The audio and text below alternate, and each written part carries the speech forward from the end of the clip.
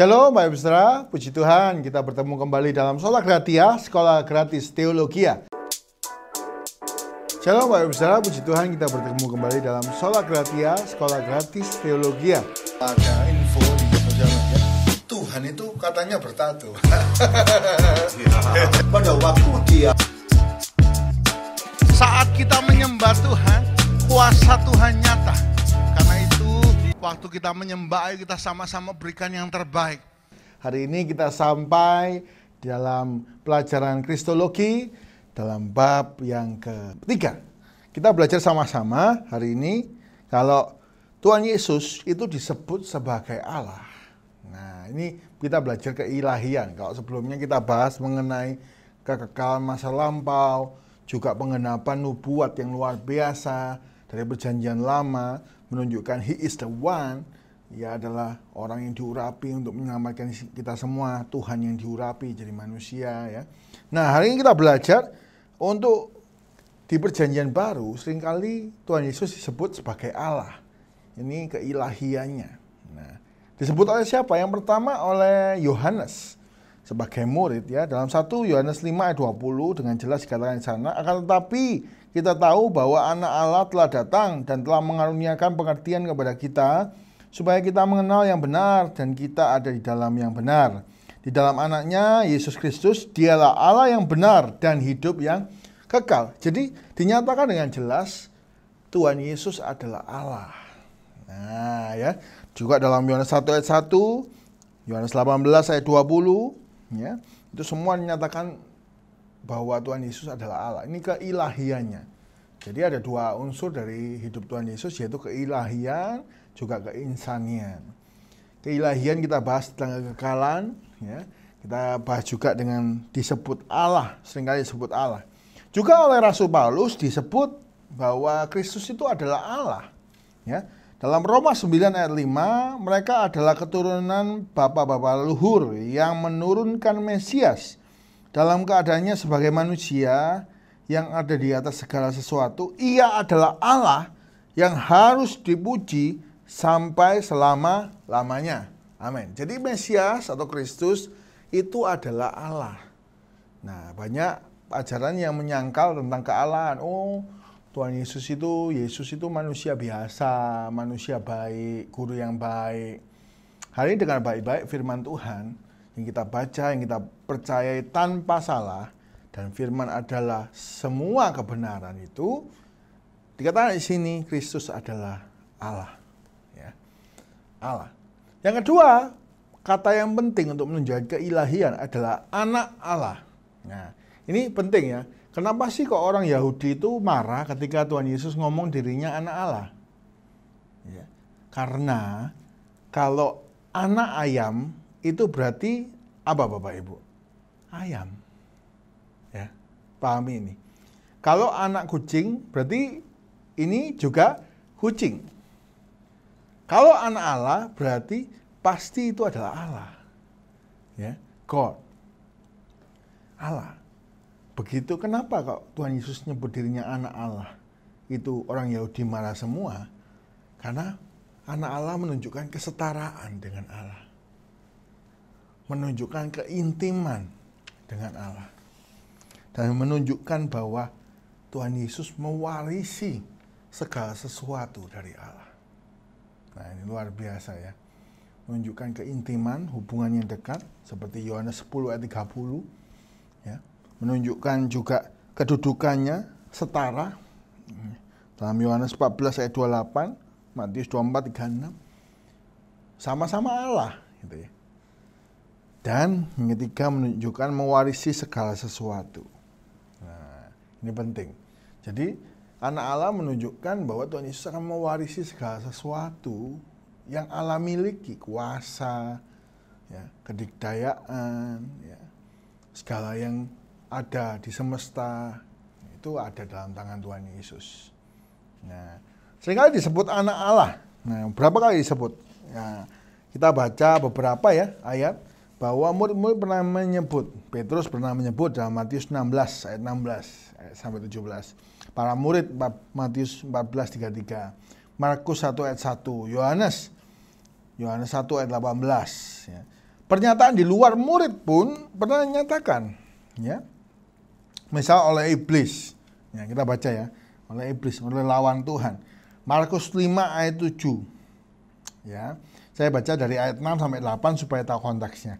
Markus 5 ayat 6 sampai 8 dikatakan di sana, ketika ia melihat Tuhan Yesus dari jauh, berlarilah ia mendapatkannya lalu menyembah. Ini bicara mengenai orang kerasukan setan di kuburan, ya. Dan dengan keras ia berteriak, "Apa urusanmu dengan aku, hai Yesus, anak Allah yang maha tinggi?" Jadi iblis itu ngakui Tuhan Yesus itu adalah anak Allah, ya. "Demi Allah, jangan siksa aku." 8. Karena sebelumnya Tuhan Yesus mengatakan kepadanya, "Hai roh jahat, keluarlah dari orang ini." Nah, jadi iblis pun ngakui bahwa Tuhan Yesus itu adalah anak Allah. Sekali lagi analoginya, kalau anak ayam itu adalah ayam, anak kucing itu adalah kucing, gitu ya. Kalau anak Allah berarti adalah Allah. Nah, jadi ini penting sekali kita pelajari bahwa Tuhan Yesus sendiri menyatakan. Jadi murid-murid menyatakan, ya, lawan-lawannya iblis menyatakan, imam besar menyatakan, malaikat menyatakan. Tuhan Yesus sendiri juga menyatakan dalam Yohanes, ya, Yohanes 5 ayat 25. Karena di sana Tuhan Yesus berkata, "Aku berkata kepadamu, sesungguhnya saatnya akan tiba dan sudah tiba bahwa orang-orang mati akan mendengar suara anak Allah dan mereka akan mendengarnya. Mereka yang mendengarnya akan hidup." Nah, Tuhan Yesus ngaku sendiri, "Aku ini anak Allah." Ya, yang artinya setara dengan Allah, yang artinya intim dengan Allah, dan artinya mewarisi segala kuasa dari Allah. Ya, lanjut. Pernyataan oleh siapa? Oleh Bapa sendiri, Allah Bapa. Ya, dalam Matius 3 ayat 17 dikatakan di sana ketika selesai baptisan itu, ya. Maka dikatakan di sana Matius 3 ayat 17. Lalu terdengarlah suara dari sorga yang mengatakan, "Inilah anakku yang kukasihi, kepadanya lah aku berkenan." Diakui sendiri oleh Allah Bapa. Ya, berarti kita hari ini harus sadar keilahian Tuhan Yesus. Tuhan Yesus adalah Allah. Tuhan Yesus seringkali disebut anak manusia, yang artinya intim dengan Allah Bapa, setara dengan Allah Bapa, dan mewarisi semua kuasa dan kemuliaan. Ya, mewarisi semuanya. Mari hari ini kita sadar ini. Ya, jadi jangan sampai kita terkecoh oleh banyak hal yang lain. Ya. Mari kita semua percaya bahwa Tuhan Yesus adalah Allah dan disebut anak Allah, itu menunjukkan keintiman, sehakikat, dan mewarisi segalanya. Saya bacakan sedikit ayatnya, ya, supaya memperkuat hal ini. Menunjukkan bahwa intim dengan Allah atau Allah Bapa ditunjukkan dalam Yohanes 10 ayat 30. Dikatakan di sana, "Aku dan Bapa adalah satu." Ya. Ini juga menunjukkan hakikat yang sama. Dan ayat yang satu kita baca, Yohanes 3. Yohanes 3 ayat 35. Dikatakan di sana, "Bapa mengasihi anak dan telah menyerahkan segala sesuatu kepadanya." Nah, jelas ya. Jadi anak manusia ini adalah gelar yang dimiliki Tuhan Yesus, menunjukkan keintiman, menunjukkan sehakikat, dan menunjukkan mewarisi segala sesuatu. Tuhan Yesus juga disebut sebagai Tuhan. Nah, ini ya, Theos, Tuhan. Dalam Lukas 6 ayat 46, ya, Yohanes 13 ayat 13, ini penting. Ya. Kenapa? Karena kalau disebut Theos, Adonai, atau Yahweh, atau Kurios, ya, dalam bahasa Yunani, maka Tuhan Yesus itu akan menang atas kematian. Ya, karena dia Tuhan. Luar biasa. Ya. Satu hal yang menarik, ya, bahwa ketika Tuhan Yesus di atas kayu salib, ia bukan kalah oleh keadaan. Oh, kalah, disiksa, akhirnya meninggal. Oh, enggak gitu. Sudah disiksa begitu rupa, masih hidup. Kapan Tuhan Yesus mati di atas kayu salib?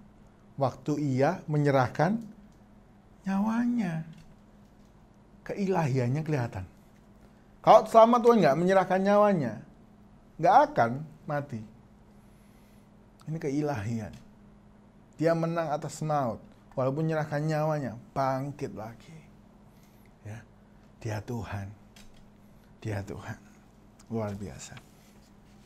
Yang kedua, Kristus sebagai Mesias. Ya, disebut Tuhan, itu artinya juga Mesias, penolong, pembebas. Kalau Tuhan kita ini cuma manusia biasa. Tuhan Yesus cuma manusia biasa, nggak bisa nolong kita. Tapi Dia adalah Mesias, ya, penyelamat kita yang diurapi, dan Dia adalah Tuhan. Maka Dia akan menolong kita dan memulihkan kita semua.